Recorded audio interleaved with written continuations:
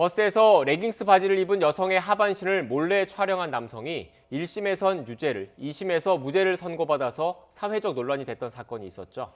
대법원은 성적 수치심을 유발할 수 있는 신체 부위를 촬영해 몰카 범죄에 해당한다며 2심 재판을 다시 하라고 돌려보냈습니다.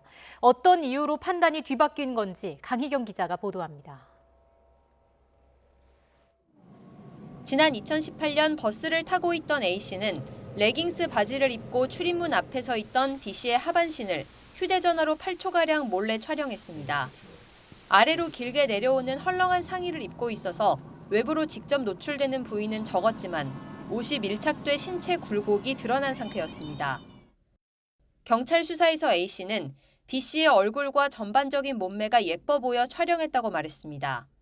결국 카메라 등 이용 촬영죄, 이른바 몰카 범죄로 재판에 넘겨진 A씨는 1심에서 벌금 70만 원을 선고받았습니다. 그러나 2심의 판단은 무죄였습니다.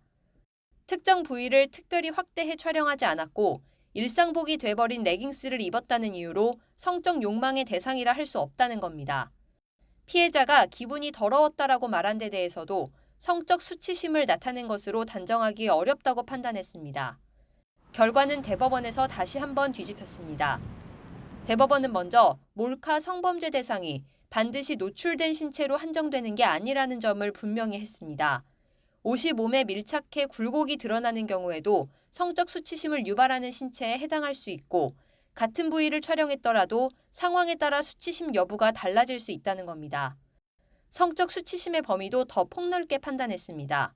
부끄럽고 창피한 것뿐 아니라 분노와 모욕감 등 다양한 형태로 폭넓게 나타날 수 있다며 피해자의 진술을 볼 때 성적 수치심이 유발된 것으로 충분히 이해된다고 설명했습니다. 부끄럽고 창피한 감정뿐만 아니라 분노나 공포, 무기력, 모욕감 등도 성적 수치심 의미에 포함될 수 있다는 취지의 판결입니다.